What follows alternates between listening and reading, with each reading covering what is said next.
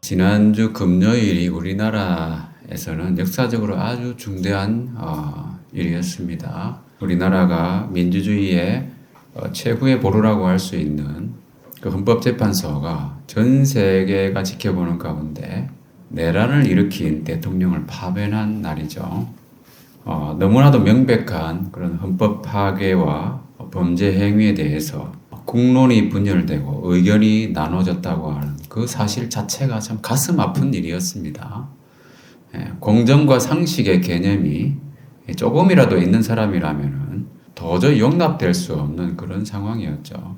근데 판결의 과정을 지켜보면서 저는 깊은 감격과 함께 아직도 하나님이 우리나라를 사랑하시고 지켜주시는구나 하는 것을 느끼고 참 감사하게 됐습니다.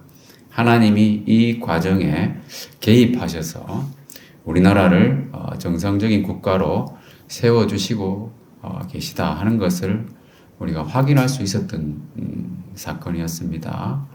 자, 잠언 말씀에 보면은 다 같이 한번 읽어볼까요? 새 한글판입니다. 시작. 임금들이 역겨워하는 것을 불리하게 행동하는 거야. 공의로 임금자리가 든든히 서게 되거든.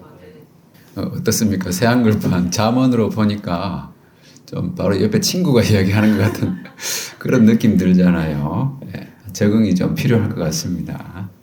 그래서 임금들이라고 하는 것은 여기서는 주권자로 이해해도 무방합니다. 그래서 예전에는 왕들이 절대 권력을 가지고 있었잖아요.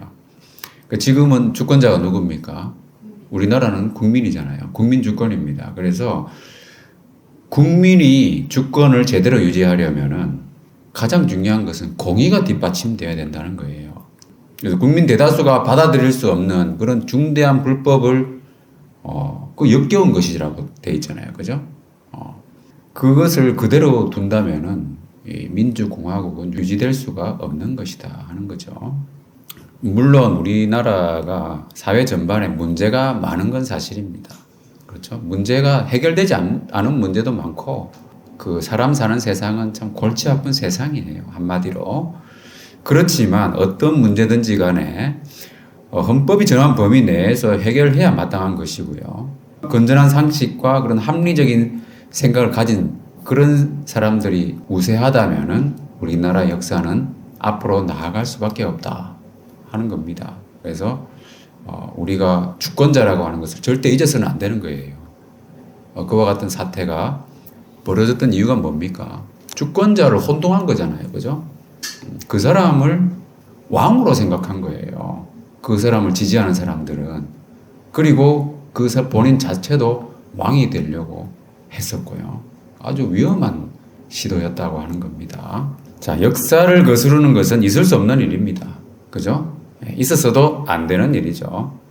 제가 이 땅에 살아가는 대한민국의 시민으로서의 소망을 표현한 겁니다. 자, 우리는 동시에 하늘나라의 시민이잖아요. 그죠? 하나님 나라의 시민입니다.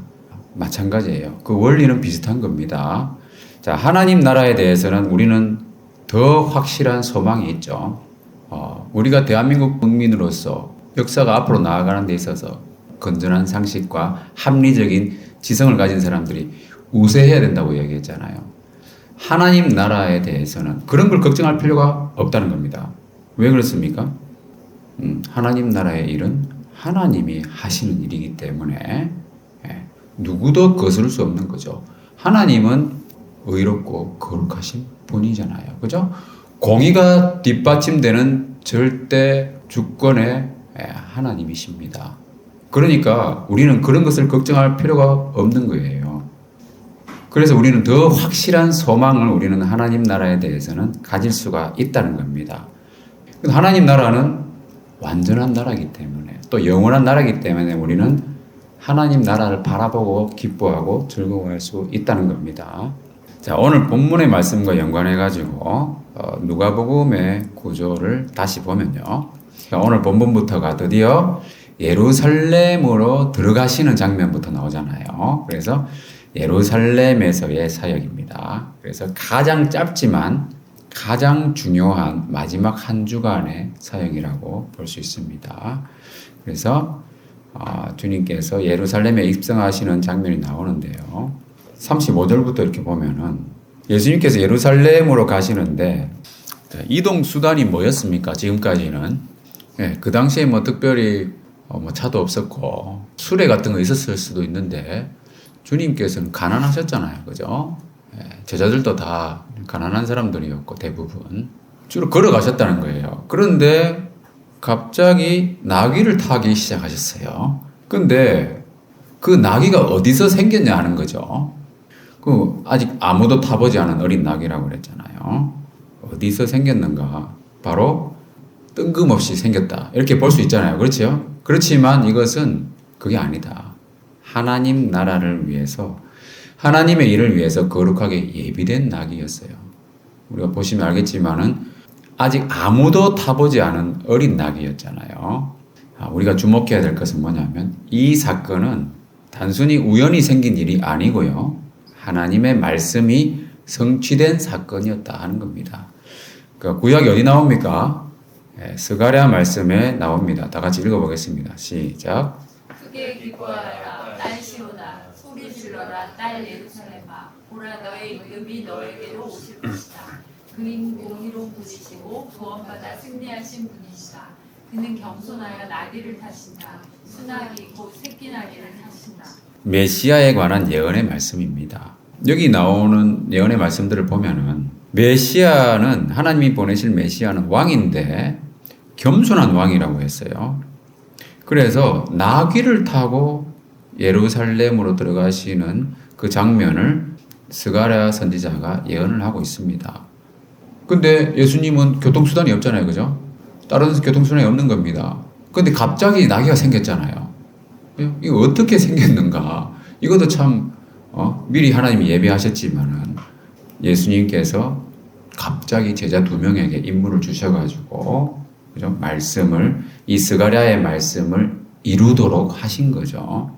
자, 나귀를 데려올 때 그럼 나귀가 어디 매어 있으면은 그냥 데려오면 되는가? 그것도 예수님 다 알려주셨죠. 뭐라고 하셨습니까? 주가 쓰시겠다. 그렇게 말하라고 하시고 하니까 어떻게 됐습니까? 여기 보면은 중간에 보면 뭐라고 했습니까? 두 사람이 떠나가서 보니까 자기들에게 말씀하신 그대로였다라고 되어 있잖아요. 그죠? 그러니까 하나님께서는 스가랴 선지자를 통해서 예언하신 그 말씀대로 이루시는데 그 과정에 있어서도 예수님께서 나귀가 엄치 그냥 가시다가 갑자기 두 사람한테 임무를 주셨는데 가보니까 예수님이 말씀하신 그대로였다는 거예요. 그러니까 하나님께서는 말씀하신 그대로 계획하신 일들을 차근차근 이루신다고 하는 이 놀라운 것들을 우리가 보게 된다는 겁니다. 자, 하나님이 하시는 일, 거스를 수 없는 일이라는 거죠. 왜? 하나님이 계획하시고 말씀하신 일을 이루기 때문에 그런 거예요. 자, 하나님이 하시는 일이라는 건 뭡니까? 궁극적으로는 많은 사람을 죄와 사망에서 구원해서 하나님 자녀의 영광에 이르게 하는 거잖아요. 그래서 에베소서 말씀을 보시면은 이것도 우리 새 한글판이니까 다 같이 한번 읽어보도록 하겠습니다. 시작. 그분 하나님이 세상의 기초를 놓으시기 전에 그리스도 안에서 우리를 선택하셨으니 말입니다. 우리가 그분 앞에서 거룩하고 흠잡을 데 없게 하시려고요. 사랑 안에서 하나님을 미리 정하시기를 예수 그리스도를 통하여 우리를 하나님의 자녀로 삼기로 하신 것입니다. 하나님이 기뻐하신 뜻에 따른 것이지요. 하나님이 하시는 일은요, 정말 위대한 일입니다. 그건 뭐냐면 하나님은 정말 놀라운 분이잖아요. 그분의 자녀 삼는 일을 하시는 거예요. 여러분 상상을 한번 해보세요. 정말 위대하고 영광스럽고 놀라운 일입니다. 그것 자체가. 근데 이 위대한 일을 하나님은 우연히 하신 게 아니에요. 오래전부터 계획하셨다고 되어 있습니다. 언제부터 계획하셨습니까? 아담과 하와가 범죄한 직후부터 하셨습니까? 그게 아니잖아요. 보면은 훨씬 이전에 세상을 창조하기 전에, 그죠? 그래서 영원 전부터 하나님은 이 원대한 일을 계획하셨다는 겁니다. 그래서 세상의 기초를 놓으시기 전에 그리스도 안에서 우리를 선택하신 거예요. 그리고 하나님의 계획은 뭡니까? 우리를 자녀 삼는 것. 그 영광스러운 일이잖아요. 자, 그래서 이 계획은 영원 전부터 있었고요. 그리스도를 통해서 이루시겠다고 하신 거예요. 자, 그리고 그리스도를 보내시겠다고 하는 그 약속을 성령의 감동으로 기록된 말씀을 통해서 계시해 주셨어요. 그래서 우리가 그것을 보고 알 수 있도록 하신 거죠. 자, 그 중에 한 말씀이 조금 전에 본 것처럼 스가랴 말씀 이루어진 거잖아요. 하나님은 오래전부터 그죠? 영원 전부터 계획하시고 또 말씀으로 계시해 주신 것들을 차근차근 이루어 가신다 하는 겁니다. 그래서 메시아에 관한 많은 예언들이 있습니다. 우리 인간이 다 찾아내지 못했어요. 아직까지. 그것이 좀 표면적으로 드러나 있는 예언도 있고 오늘 스가랴 말씀 같은 경우는 좀 드러나 있잖아요. 그죠? 좀 암시적으로 되어 있는 예언들도 있고 메시아에 관한 예언 중에 많은 예언 중에 첫 번째에 해당하는 말씀 여러분 기억나는 게 있습니까? 창세기에 나오잖아요. 창세기 3장 말씀해 보시면은 이건 뱀에게 하시는 말씀이죠. 내가 너와 여자에게 너의 후손과 여자의 후손에게 서로 적으로 여기는 마음을 품게 할 것이다. 여자의 후손이 너의 머리를 공격하고 너는 그 후손의 발꿈치를 공격할 것이다. 이렇게 말씀하셨어요. 이 말씀은 아담과 하와가 범죄한 직후에 하신 거예요. 그래서 하나님은 메시아를 여자의 후손으로 보내시겠다라고 말씀하시는 겁니다. 자, 그래서 하나님의 때가 됐습니다. 꽤 많은 세월이 흘렀잖아요. 하나님 때가 되었을 때 하나님은 자신의 아들을 내보내셔서 구속 사업을 이루신 겁니다. 자, 때가 찬 시점이 왔을 때 그랬잖아요. 자신의 아들을 내보내셔서 여자한테서 나게 하셨다 그랬어요. 예수님은 동정녀 마리아를 통해서 오셨잖아요. 그죠? 그 창세기에 뭐라고 예언되어 있었습니까? 여자의 후손으로 오실 것이다 하는 겁니다. 자, 그런데 이 때가 찬 시점이 왔을 때 하나님의 계획을 하나님께서 이루시는 걸 보면 참 놀라운 걸 우리 볼 수가 있는데요.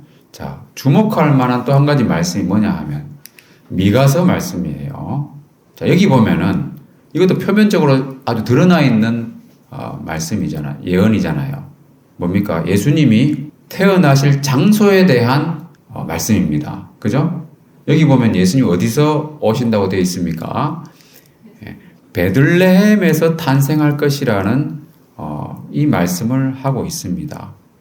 자, 지도에서 보시면은 베들레헴이 어디 있습니까, 여러분? 베들레헴은 유대에 속한 지역이고요. 그리고 여기 보시면은 예루살렘 바로 이렇게 아래에 예루살렘에서는 멀지 않습니다만은 예루살렘보다 남쪽에 있습니다. 자, 그런데 누가복음 앞부분의 말씀 여러분 혹시 기억하시나요? 예수님이 탄생하실 때가 되었을 때에 천사가 마리아에게 와서 수태고지를 하잖아요. 그죠? 그때 마리아는 어디 살고 있었는가 하는 겁니다.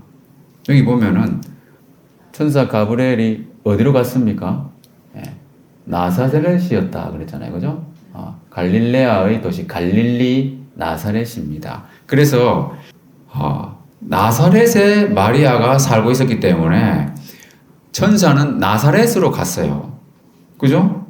마리아를 통해서 만왕의 왕이신 예수님이 오시는데 마리아는 나사렛에 살고 있었다는 거예요. 그런데 하나님은 분명히 베들레헴을 탄생지로 말씀하셨잖아요. 그죠? 어떻게 된 겁니까, 여러분? 나사렛 동네하고 베들레헴은 이웃 동네가 아닙니다. 보시는 바와 같이. 그리고 이렇게 북쪽과 남쪽에 떨어져 있는 지방이고요. 그리고 이 중간에 뭐가 있습니까, 여러분? 사마리아가 있잖아요. 그래서 이 사마리아부터 북쪽은 있잖아요.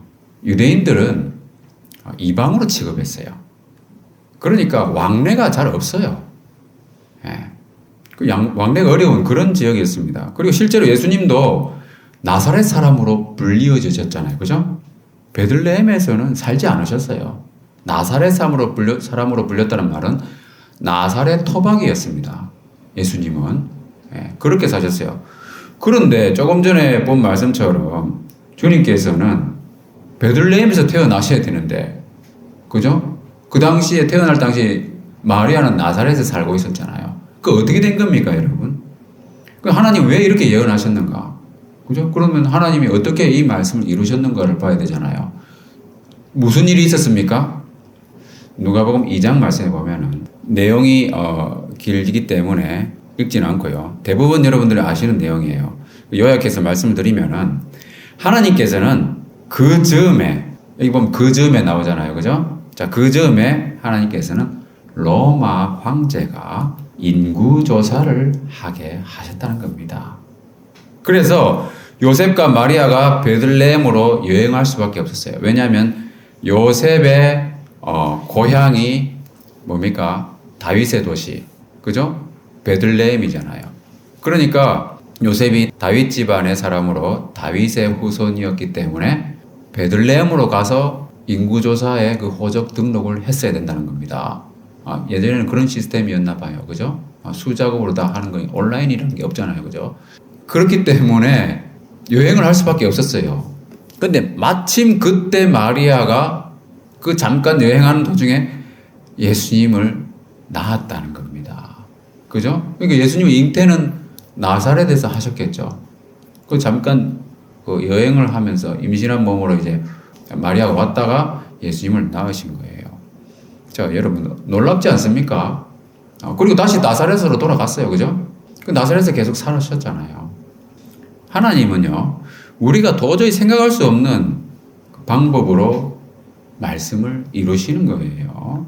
그래서 하나님의 하시는 일은 아무도 거스를 수가 없다는 겁니다. 하나님 나라의 일은 그렇습니다. 자, 정리하자면 하나님이 계획하시고 이루시는 하나님 나라의 일이기 때문에 이것은 그 누구도 거스를 수 없는 일이다 하는 겁니다. 자, 그 일은 창세전부터 계획하시고 또 말씀을 통해서 계시하신 것들이죠.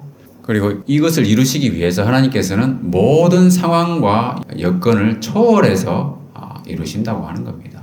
도저히 그죠? 예수님께서 뭐 나귀를 어디서 구하셔야 되는가 이런 의문이 들 수도 있고, 아니 나사렛하고 베들레헴하고 이렇게 떨어져 있고 왕래도 없는 지역인데 어떻게 이게 있을 수 있는가? 인간의 생각을 초월한다는 겁니다. 그래서 우리는 뭘 알 수 있습니까? 요즘 이런 이야기 많이 쓰더라고요. 이런 표현을 많이 하잖아요. 그죠?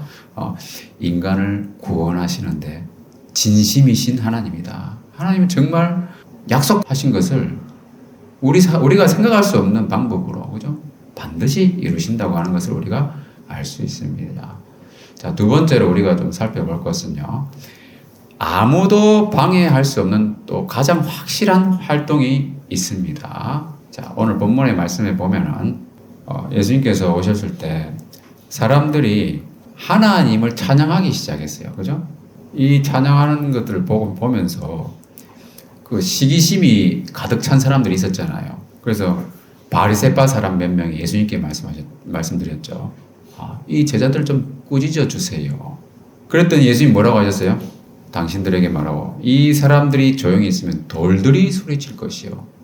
자, 여기서 아무도 방해할 수 없는 활동 뭐가 있겠습니까? 그리스도를 섬기는 일이라고 정리할 수 있겠습니다. 예배와 찬양과 봉사. 그죠?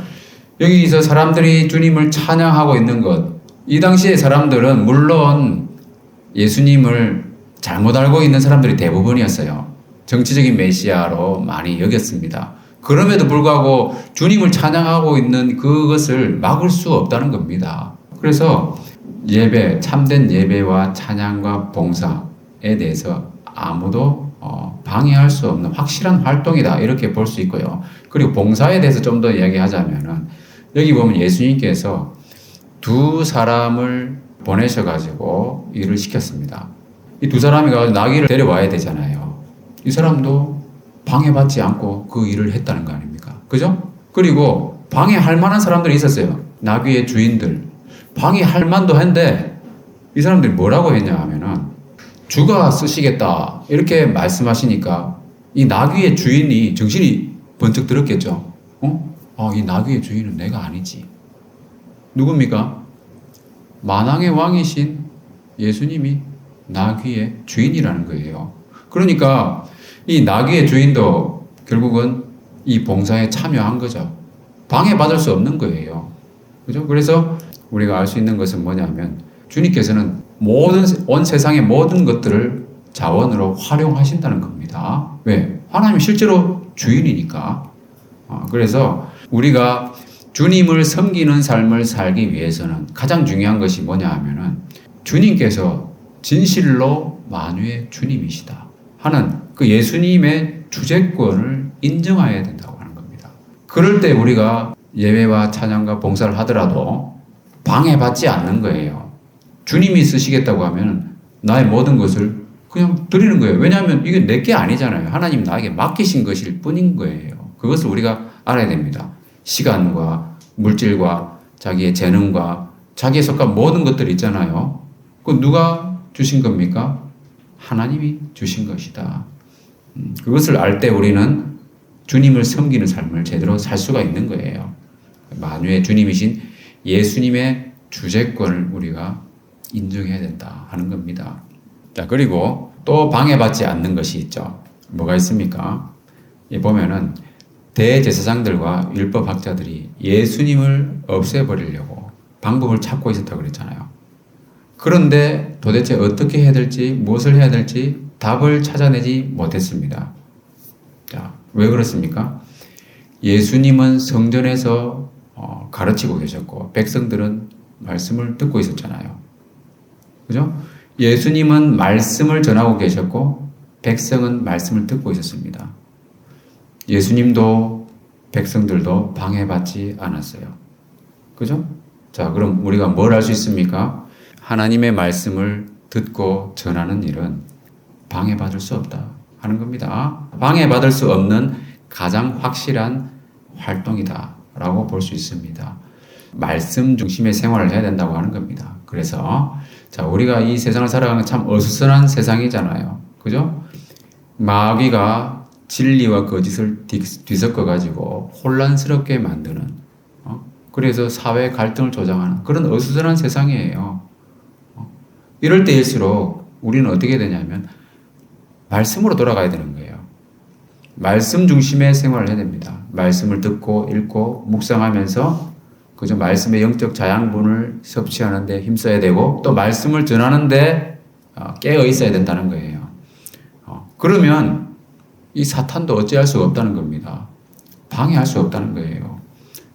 그리고 이 말씀 중심의 생활을 함으로써 우리가 그죠? 성령 충만하고 성령의 열매를 맺게 된다는 겁니다. 다 같이 읽어보겠습니다. 시작. 그러나 성령님의 열매는 사랑, 기쁨, 평화, 참음, 다정함, 착함, 믿음직함, 온유, 절제입니다. 이런 것들을 거스르는 율법은 없습니다. 거스를 수 없다는 거예요. 성령의 열매는 금지할 법이 없다고 되어 있잖아요. 개정판에는.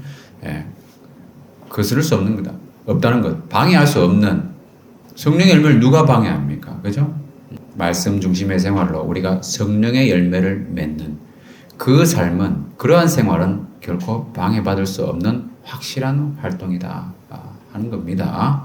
자, 그리고 세 번째는 거스르는 자의 최후에 대해서 우리가 잠깐 살펴보도록 하겠습니다. 자, 오늘 본문에 보면은 예루살렘을 가셔가지고 예수님께서 예루살렘을 보시고 울었어요. 왜 그랬냐 하면은 예수님은 다 알고 계시는 분이잖아요. 그죠? 미래가 보이는 거예요. 예루살렘의 미래가 보이는 거예요. 그러니까 어떤 미래입니까? 예루살렘이 완전히 멸망하게 될 거라고 하는 돌 하나도 돌 위에 남지 아니하고 완전히 멸망하게 될 거라고 하는 그것을 예수님께서는 알고 계셨기 때문에 예루살렘을 보시고 이제 울고 계셨다고 하는 겁니다. 자, 그러나 사람들은 보지 못한다는 거잖아요. 그죠? 이 보면은 지금 너의 두 눈에는 감추어져 있구나. 그리고 맨 뒤에 보면은 하나님이 너를 살펴주시는 때를 네가 알지 못했기 때문이다. 이렇게 말씀하고 있어요. 그 사람들은 보지 못합니다. 눈이 가려져 있어요. 깨닫지 못하는 거예요. 그리고 알지 못하는 거예요. 그래서 눈을 뜬다고 하는 것이 얼마나 중요합니까? 그러니까 사람들은 눈을 감고 있는 상태에서 엉뚱한 짓을 많이 하고 결국은 파멸로 가고 있다는 겁니다. 참 안타까운 일이죠. 이 거스르는 자의 최고는 완전한 파괴와 멸망이라고 했습니다. 그리고 보지 못하고 깨닫지 못하는 것. 이것 또한 심판이에요. 우리가 이것을 기억해야 됩니다. 이것은 가장 무서운 심판입니다, 여러분. 혹시라도 여러분이 싫어하는 어떤 사람이 있다고 칩시다. 그 사람이 갑자기 마음을 바꿔가지고 벌을 안 받고 있잖아요. 회개를 하고 그러면 여러분 기분은 어떨 것 같아요? 기분 좋을 것 같습니까? 물론 하나님께서는 잃어버린 한 사람을 귀하게 보십니다. 그런데 마음을 닫아버리고 있잖아요. 계속 나쁜 짓을 하는 그런 사람에 대해서 하나님께서는 가장 무서운 심판을 하시는데 그것은 뭐냐면 보지 못하고 깨닫지 못하는 심판입니다. 그것을 우리가 분명히 알아야 돼요. 자, 그래서 원수는 하나님이 갚는다고 그랬어요. 어떻게 갚으십니까? 그 사람들이 깨닫지 못하도록 하신다는 거예요. 이사야가 예언했던 말씀입니다. 그들의 눈을 멀게 하셨고 그들의 마음을 다치게 하셨다. 그들이 눈으로 알아보지 못하고 마음으로 알아내지 못하게 하시려는 것이었다. 그죠? 그들이 돌아와서 내가 그들을 낫게 해주는 일이 없게 하려는 것이다 라고 말하고 있는 거예요. 이 무서운 심판이에요. 하나님은 자비로우신 분입니다. 그죠? 너그러운 분이에요. 그렇지만 마음을 닫고 회방하고 이런 사람들 있잖아요. 하나님께 돌아오지 않도록 하나님께서 깨닫지 못하게 하신다는 거예요. 이것이야말로 무서운 심판입니다. 자, 그래서 하나님의 심판의 모습을 보면은 내버려 둔다고 하는 거 있잖아요, 여러분. 자기 자녀를 기를 때 보면은 요즘 사람들은 많이 그냥 내버려 두잖아요, 그죠? 부모가 자녀를 심판하고 있는 거예요, 그죠? 내버려 둔다고 하는 것은 아이들에게 자율권을 주면서 내버려 두잖아요. 자녀를 완전히 망치는 지름길입니다. 내버려 둔다고 하는 거. 하나님께서 사람들이 정욕대로 더러움에 빠져 있을 때 내버려 두신다고 하셨어요. 부끄러운 욕심에 내버려 두십니다. 그것은 무서운 심판인 거예요. 왜? 그들이 마음에 하나님 두기를 싫어하기 때문에 그런 겁니다. 자, 12장 10절에 보면은 성령님을 거슬러 못 오가는 사람은 용서받지 못할 겁니다. 용서받을 수 없는 회방, 거스름, 이것은 무서운 심판인데 이것이 바로 하나님께서 그냥 내버려 두심으로써 깨닫지 못하게 하심으로써 이루어지는 심판이다 하는 겁니다. 자, 말씀을 마무리하겠습니다. 그래서 지난주 금요일에 참 우리가 그런 역사적인 일들을 겪으면서 저는 개인적으로 그 선고 시간을 딱 기억하면서 11시부터 방송을 켜놓고 주문이 선포되는 그 22분까지 주의 깊게 들었어요. 완벽한 논리였어요. 명쾌하고 군더더기가 없고요. 정말 깔끔한 논리로 선고가 이루어졌고요. 그래서 그 역사의 현장에 있는 저의 입장에서는 역사 현장이죠. 온라인 현장이니까 감격과 기쁨과 전율을 느꼈습니다. 자, 이 나라에 아주 중대한 위기가 한 곱이 넘어갔다는 거죠. 그리고 다시 한번 확인하게 된 것이죠. 하나님이 지켜주시면은 결코 거짓은 진실을 이길 수 없다고 하는 거. 주술이나 미신이나 우상숭배는 결코 진리를 거스를 수 없다는 거예요. 그러나 그것을 거스르는 자는 어떻게 됩니까? 거스르는 자는 용서받을 수 없는 가장 무서운 심판을 받게 된다고 하는 사실입니다. 이것은 결코 좌우 진영의 문제가 아닙니다. 그죠? 헌정 질서를 유린하는 것은 국가와 국민을 배반하는 것입니다. 이번에 재판소에서도 그렇게 딱 판결문을 쓰셨더라고. 결정문을. 그러면 우리는 어떤 삶을 살아야 되는가?